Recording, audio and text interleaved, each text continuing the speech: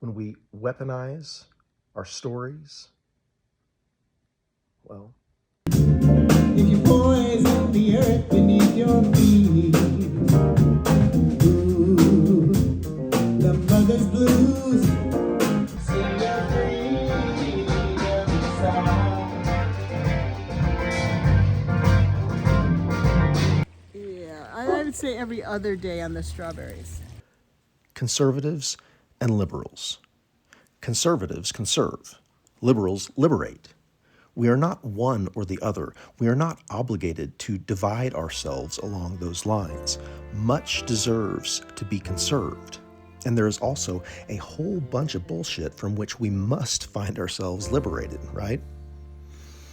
When we completely identify with one or the other, conservative or liberal, we are limiting ourselves, irresponsibly limiting ourselves.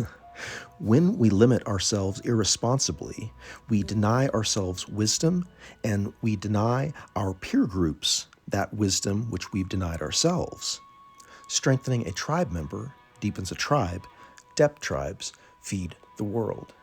Jesus is the one who primarily and ultimately showed me how to get back up again as he carried his own cross up to Golgotha.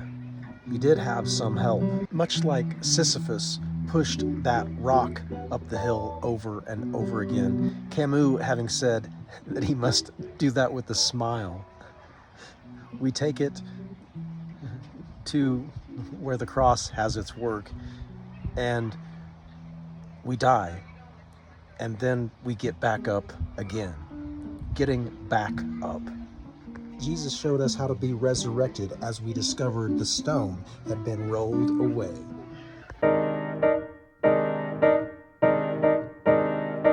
Sometimes it makes me tremble, tremble, tremble. Were you there when they crucified my Lord?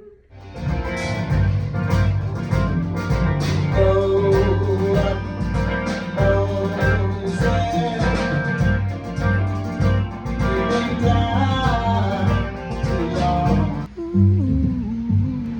your Snowing guitar pictures. Sweet.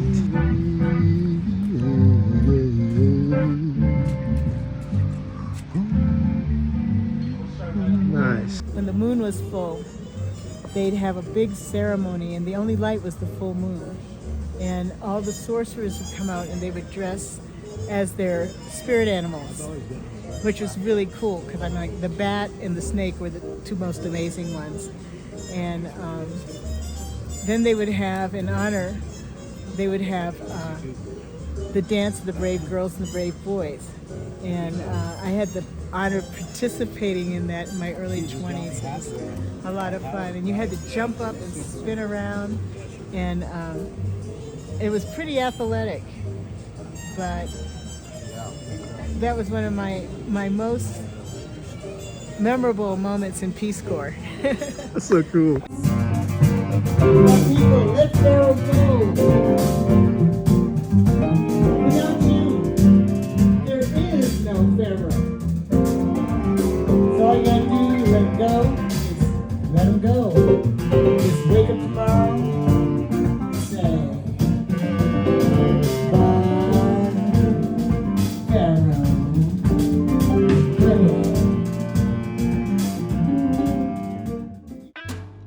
I was honored to attend Carla Van Blake's tribute to Roberta Flack last night.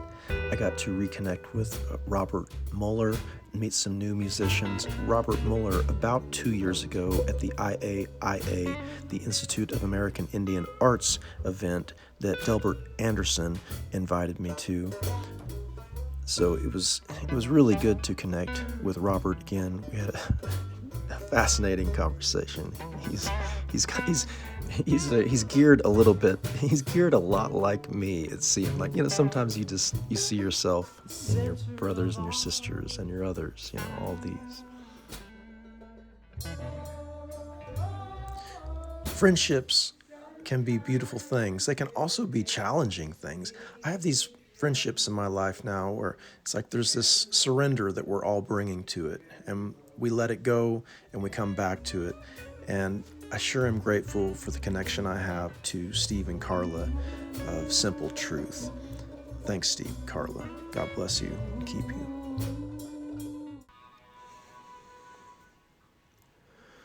Humans need small groups of helpful, generous, nurturing, educating people, loving people. We need small groups. Extended families is how humanity began.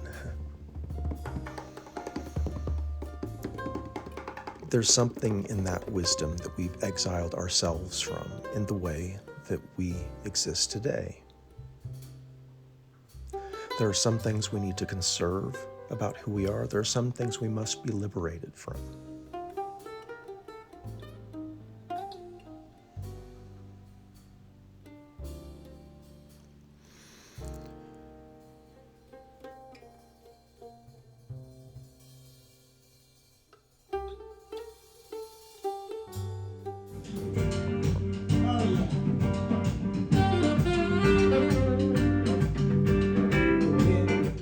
When my son was 3 or 4 years old, he was everywhere.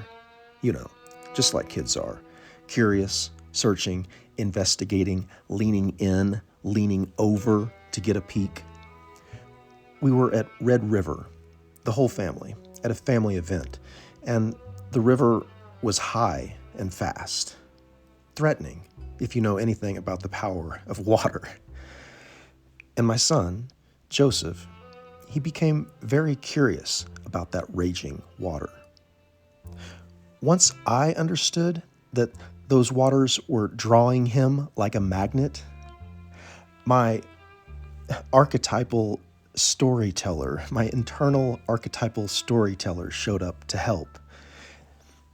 He wanted to help Joseph understand very clearly that the river was not a playground.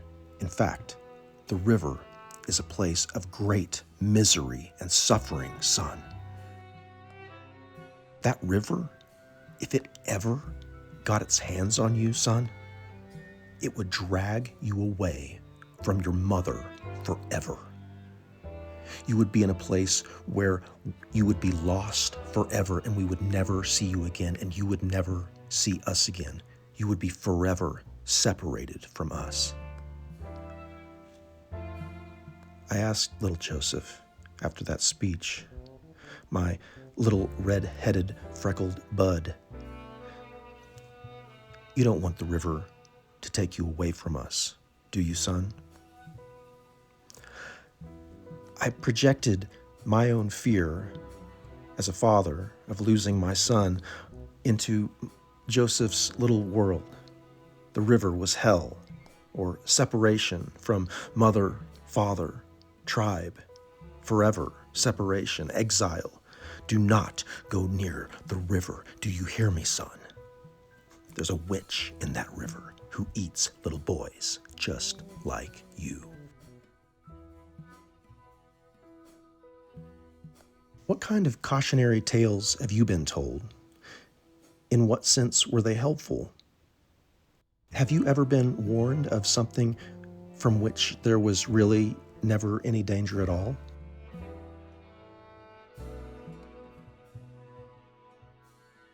People spend time keeping themselves in line, making sure that they meet expectations.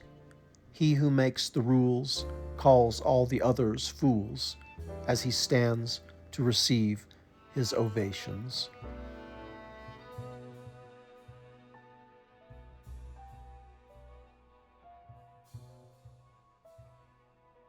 Why, this is Travis Stingy up in his lips, and this is tea for Travis.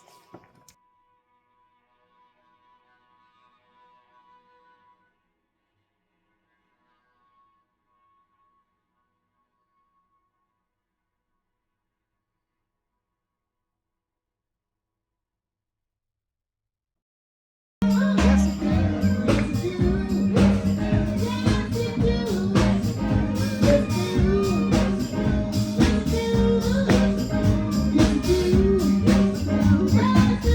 can have our small groups, and members can come and go and learn from other small groups.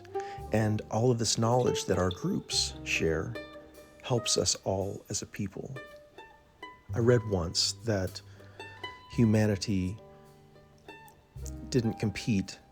Humans don't compete as individuals. We compete group against group. And in my estimation, it was the most nurturing, generous, loving, deep, compassionate, nurturing groups. I said nurturing twice. Yeah, well, you better not forget about ferocious and tenacious and tough as hell. One way I can describe where my power comes from, or rather, I won't try to describe the origin of the power right now. There is a source. There are also methods by which we come into that power. One method is to look inside and to understand yourself as the monster that you believe others to be, to really coming to see one in the all and all in the one. It's a big responsibility because you see the darkness and you see the light. You look at the worst case human scenarios, the ones that generally were like, oh, we're not them and we'd never do that again. You look at that and you look at those instances of human expression, and you start seeing to the root of it all, and you understand, oh, I get it. I understand how that could happen. Once we realize how vulnerable we are to programming, how vulnerable we are to the nurture aspect of nature and nurture, right? When we're nurtured in strange ways that have been enculturated, there's something to it when one of the writers of Scripture said, I am the worst of all sinners. To understand oneself as in need of salvation. And then once some kind of solution comes in the form of a religion, to not take that religion and turn it into a weapon. When we weaponize our stories, well, that didn't seem to be the intention of the one that we call Jesus, Yeshua.